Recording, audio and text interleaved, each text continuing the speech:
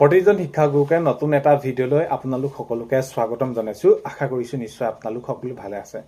ভালে থাকক, আপোনালোক ভালে থকাটোৱে বিচাৰোঁ, সদায় আপোনালোকৰ ভাল হোৱাটো কামনা কৰোঁ। তো আজিৰ ভিডিঅ'ৰ থাম্বনেইল আৰু টাইটেল দেখি আপোনালোকে নিশ্চয় গম পাইছে ভিডিঅ'টো কোনটো বিষয়ৰ ওপৰত হ'বলৈ গৈ আছে। ইতিমধ্যে মই এই বিষয়টোৰ ওপৰত ভিডিঅ' আপোনালোকৰ বাবে কেইবাটাও প্ৰস্তুত কৰিছোঁ। এতিয়া কথাটো হ'ল যে এই যি বিদ্যালয় প্ৰাদেশিকৰণ, যিসমূহ ভেঞ্চাৰ বিদ্যালয় প্ৰাদেশিকৰণ কৰাৰ বাবে আপোনালোকে পৰ্টেলত আবেদন কৰিলে, এতিয়ালৈ যিসমূহে আবেদন কৰিলে বা এই প্ৰক্ৰিয়াখিনি কেতিয়ালৈ কৰিব, ভেঞ্চাৰ যিসমূহ বিদ্যালয় আছে প্ৰাদেশিকৰণ প্ৰক্ৰিয়া কেতিয়ালৈ কৰা হ'ব, তো এই বিষয়ত চৰকাৰে কি কয় বা কেতিয়া কেনেদৰে কৰিব, এই সকলোখিনি কথা আজিৰ এই ভিডিঅ'ৰ জৰিয়তে আপোনালোকক জনাবলৈ গৈ আছোঁ। আপোনালোকৰ মতামত কমেণ্টৰ জৰিয়তে জনাবলৈ নাপাহৰিব। আৰু এইখিনিতে আপোনালোকক সদায় কোৱাৰ দৰে চেনেলটোলৈ আপোনালোক যিসকল নতুনকৈ আহিছে, চেনেলটো ছাবস্ক্ৰাইব কৰাৰ লগতে কাষতে থকা বেল আইকনটো প্ৰেছ কৰি অল কৰি থ'ব, যাতে নতুন এটা ভিডিঅ' দিয়াৰ লগে লগে আপোনালোকে আগতীয়াকৈ চাবলৈ পায়। যদি ভিডিঅ'টো চাই ভাল পায়, লাইক এটা কৰি দিব আৰু শ্বেয়াৰ কৰি দিব বুলি আশা কৰিলোঁ। এতিয়া যদি আমি চাওঁ, যিসমূহ ভেঞ্চাৰ বিদ্যালয় আছিলে, সেইসমূহ ভেঞ্চাৰ বিদ্যালয় প্ৰাদেশিকৰণ কৰাক লৈ এতিয়া পৰ্টেল মুকলি কৰি দিয়া হ'ল। পৰ্টেল মুকলি কৰি দিয়াৰ পাছত আপোনালোকে সেইখিনি আবেদন কৰিলে, আৰু যি ভেঞ্চাৰ বিদ্যালয়সমূহ আছে, সেই ভেঞ্চাৰ বিদ্যালয়সমূহ প্ৰাদেশিকৰণ প্ৰক্ৰিয়াক লৈ আইন যি প্ৰণয়ন কৰিলে, আৰু সেইখিনিক লৈ আপোনালোকে বহুতখিনি মন্তব্য কৰিছে যে যিহেতু এই যি আইন যিখন সংশোধন কৰাৰ কথাক লৈ এইখিনি বহুতভাগে তেনেদৰে মন্তব্য আগবঢ়াইছিলে যে এই এনেকুৱা ধৰণৰ কৰিলে বহু বিদ্যালয় বাদ পৰি যাব বা এইটো ইত্যাদি ইত্যাদি কথা। বাৰু যি কি নহওক, সেইটো আগন্তুক সময়ত গম পোৱা যাব। কিন্তু এই যে ভেঞ্চাৰ শব্দটো এইবাৰ শেষ কৰি দিয়াৰ কথা মাননীয় মুখ্যমন্ত্ৰী মহোদয়ে জনাইছে, যাতে এই পদক্ষেপটো অতি সোনকালে গ্ৰহণ কৰে। এতিয়া কথাটো হ'ল যে এই কামখিনি কেনেদৰে আগবাঢ়িছে বা ইয়াৰ কাৰ্যকৰী হোৱা কেতিয়া সম্ভাৱনা আছে। এতিয়া যদি আমি চাওঁ, তেনেহ'লে জুলাইৰ পৰা বাজেট অধিৱেশন অনুষ্ঠিত হ'বলৈ গৈ আছে। কাৰণ কেলৈ, এতিয়া যিকোনো এটা কাম কৰিবৰ বাবে আমাক বাজেটৰ প্ৰয়োজন। তেতিয়া সেইটো অহা জুলাই মাহত যিহেতু বাজেট অধিৱেশন অনুষ্ঠিত হ'বলৈ গৈ আছে, এই বাজেট অধিৱেশনতে এতিয়া ধৰি লওক ভেঞ্চাৰ যিসমূহ বিদ্যালয় আছে, কিমান বিদ্যালয় এতিয়া প্ৰাদেশিকৰণ আওতাত পৰিব, এইখিনি কি কৰি থকা হৈছে, এইখিনি এতিয়া নিৰীক্ষণ কৰি থকা হৈছে। আৰু সেই অনুসৰি আগন্তুক সময়ত জুলাইত আপোনালোকৰ যি প্ৰাদেশিকৰণ প্ৰক্ৰিয়াত কোনসমূহ বিদ্যালয় পৰিব, সেই অনুপাতে আপোনালোকক এই প্ৰাদেশিকৰণ প্ৰক্ৰিয়াত কিমান তেওঁলোকক ব্যয় হ'ব, কিমান তেওঁলোকে ব্যয় কৰিব লাগিব, তো এইখিনি বাজেটতে উত্থাপন কৰাৰ বহুত বেছি পূৰ্ণ সম্ভাৱনা আছে। কাৰণ কেলৈ, এই বিষয়টো যদি প্ৰাদেশিকৰণ প্ৰক্ৰিয়াটো বিষয়টো যদি হেমাহি কৰি থাকে, তেনেহ'লে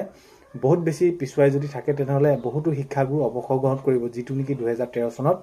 সেই শিক্ষাগুৰুসকলৰ অৱস্থাটো আজি আমি যদি চাওঁ, তেনেহ'লে বহুত বেছি শোচনীয় অৱস্থা আৰু পানীৰ হাঁহ নচৰা অৱস্থা। তো সেইবাবে এতিয়া এই যি প্ৰক্ৰিয়াখিনি আমি সোনকালে কৰিম বুলি যিহেতু মাননীয় মুখ্যমন্ত্ৰী মহোদয়ে প্ৰতিশ্ৰুতি দিছিলে, সেয়াকে আমি যদি চাওঁ, নিৰ্বাচনৰ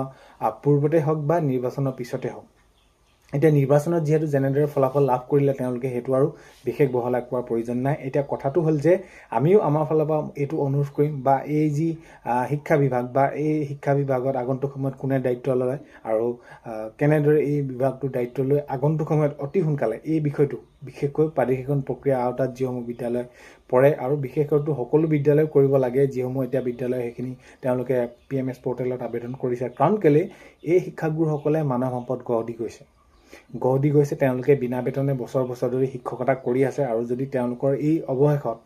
কাৰণ কেলৈ তেওঁলোকে জীৱনৰ মূল্যৱান সময়খিনি 15 বছৰ 20 বছৰ কোনোবাই তেনেদৰে তেওঁলোকে অতিবাহিত কৰিলে, এতিয়া কৰিব কি, বেলেগটো চাকৰি আৰু কৰিবলৈ তেওঁলোকৰ বয়স নাথাকে। আৰু যিহেতু এতিয়া সেইখিনি বয়স তেওঁলোকে সময় পাৰ কৰিলেই, তেনেধৰণৰ সেই শিক্ষাগুৰুসকলক যদি তেওঁলোকে এই সময়ছোৱাত সকলোখিনি সাঙুৰি লয় প্ৰাদেশিকৰণ আওতাত, তেনেহ'লে নিশ্চয় বহুত বেছি এটা পুণ্য কাম কৰা হ'ব। এতিয়া কথাটো হ'ল কি, আগন্তুক বাজেট অধিৱেশন আহিবলৈ গৈ আছে, সকলোখিনি বাজেটৰ ওপৰতে নিৰ্ভৰ কৰিব যে শিক্ষা বিভাগত শিক্ষা শিতানত কিমানখিনি ব্যয় কৰিব, শিক্ষা শিতানত কোনসমূহ কাম কৰিবৰ বাবে বাজেটত কেনেদৰে ধৰে, সেইটো এটা উল্লেখনীয় বিষয় হ'ব। এতিয়া কথাটো হ'ল কি, আগন্তুক এই বাজেটতহে আপোনালোকৰ কথাখিনি ওলাব। আৰু এইটো আপোনালোকৰ যি আবেদন কৰিলে, আবেদনৰ সেইখিনি কাৰণ কেলৈ নিৰীক্ষণ কৰি থকা হৈছে, কাৰণ কেলৈ কামবিলাকতো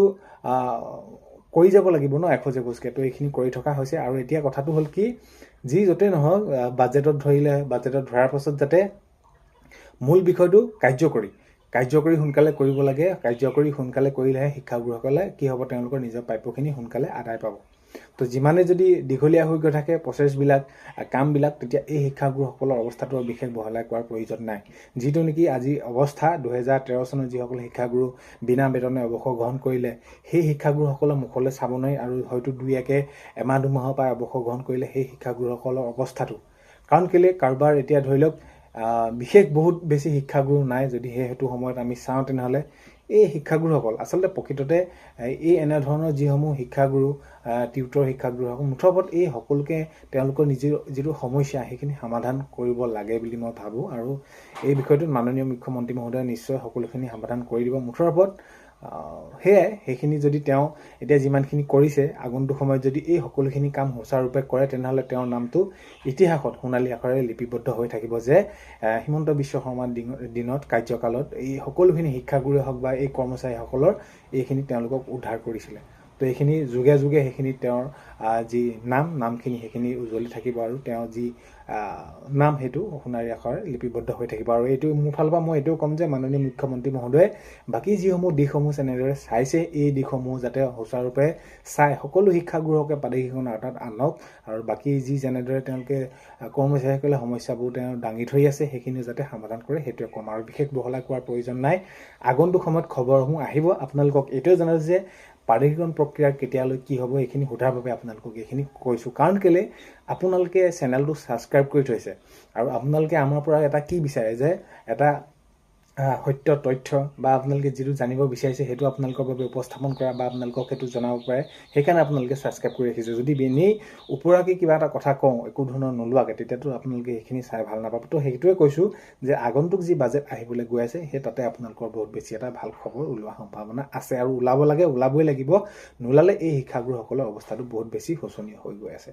তো এইখিনি কথা শেষত জনালোঁ আপোনালোকক ভিডিঅ'ৰ প্ৰথমতে কোৱাৰ দৰে চেনেলটোলৈ যদি আপোনালোক নতুনকৈ আহিছে চেনেলটো ছাবস্ক্ৰাইব কৰাৰ লগতে কাষতে থকা বেল আইকনটো প্ৰেছ কৰি অল কৰি থ'ব যাতে নতুন এটা ভিডিঅ' দিয়াৰ লগে লগে আপোনালোকে আগতীয়াকৈ চাবলৈ পায় আজিলৈ মানে অন্য এটা ভিডিঅ' এটা লগ পোৱাৰ আশাৰে